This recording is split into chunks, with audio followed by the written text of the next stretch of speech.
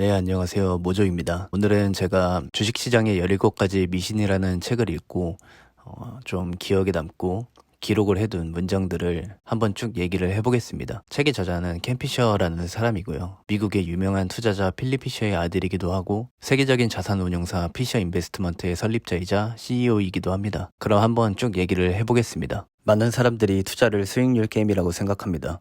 남들보다 더 높은 수익률을 올리는 것이 투자 성공에 필수적이라고 생각합니다.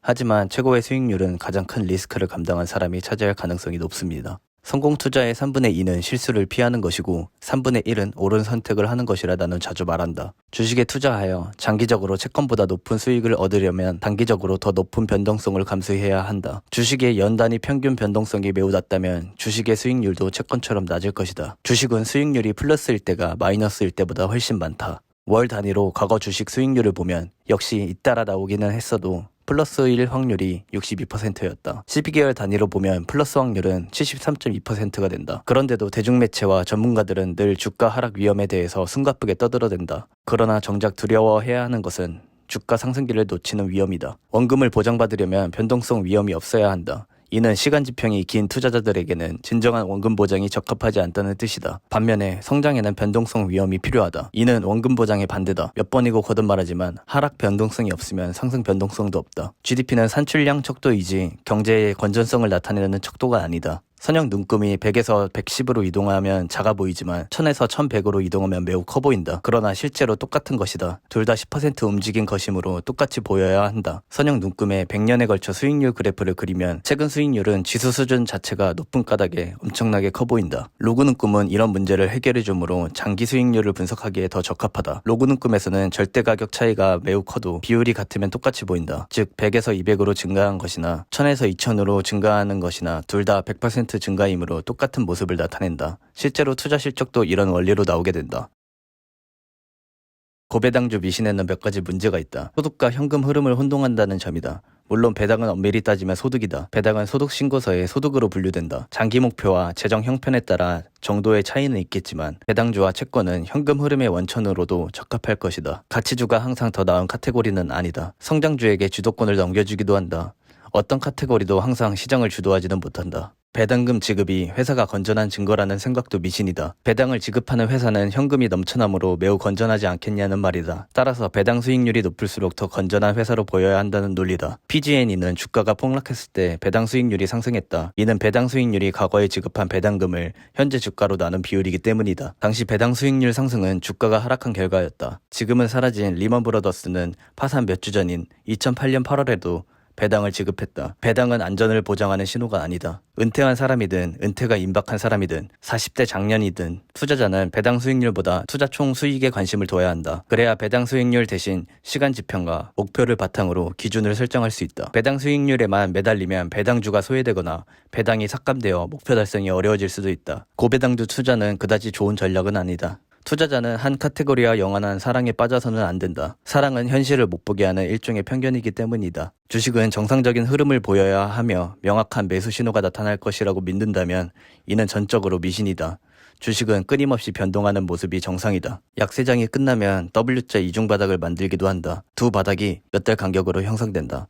이 바닥은 매우 단기적으로는 W자로 보이지만 시간이 흐르면 W자의 바닥 모습이 점점 작아지며 V자 패턴으로 바뀌게 된다. 지수가 엄청나게 내렸어. 더 내리기 전에 피하자. 우리가 이 말을 따르면 잠깐은 불안감을 덜어낼 수 있다. 그러나 강세장 초기 V자 반등이 주는 막대한 수익을 날려보내게 된다. 사람들은 V자 반등 대신 고통스럽게도 길게 이어지는 L자 흐름을 기대한다. 그렇다면 선진 시장의 역사에서 그런 사례를 3개만 찾아보길 바란다. 실제로는 유럽에서 제2차 세계대전이 시작되어 세계적인 강세장이 L자 불황으로 바뀐 사례는 단 하나뿐이다. 주가는 다시 튀어오른다. 이는 미신이 아니다. 손절매가 손실을 막아준다는 보장은 없다. 오히려 수익을 놓칠 가능성을 높이고 거래 비용만 확실히 늘릴 뿐이다. 그래서 주식 중개인들은 줄기차게 손절매를 권유한다. 손절매가 실적을 높여준다는 증거는 없지만 실적을 낮춘다는 증거는 수없이 많다. 따라서 더 어울리는 명칭은 익절매다.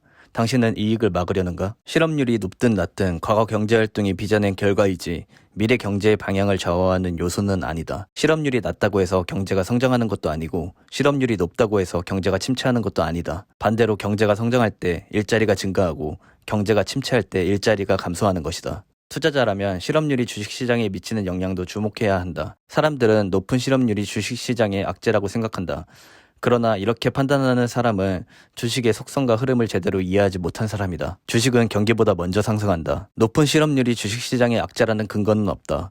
오히려 그 반대다. 실업률은 대개 침체가 끝나기 직전이나 직후에 높기 때문이다. 그리고 주식은 가장 먼저 재빠르게 움직인다. 중국이 경제적으로 미국을 지배하려면 먼저 진정한 자유시장 민주주의 국가가 되어야 한다. 이는 중국, 미국, 세계에 모두 좋은 일이다.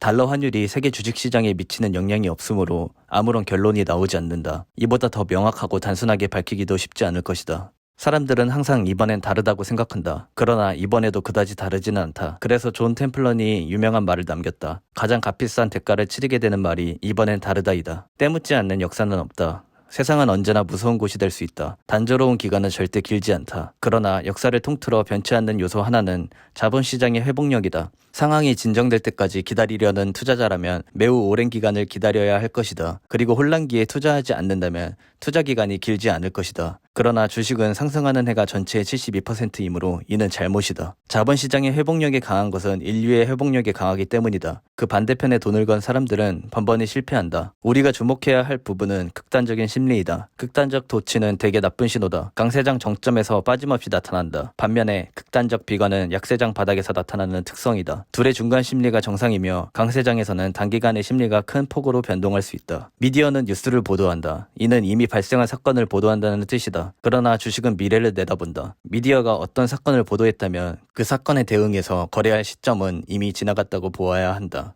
역발상 투자에 구미가 당길지 모르나 군중을 따라가는 투자와 마찬가지로 도움이 되지 않을 것이다. 미디어가 말하는 반대 방향으로 간다고 해서 성공하는 것은 아니다. 미디어가 제시하는 방향이 맞을 수도 있다. 미디어의 설명을 그대로 받아들여서는 안 된다는 것을 명심하기 바란다.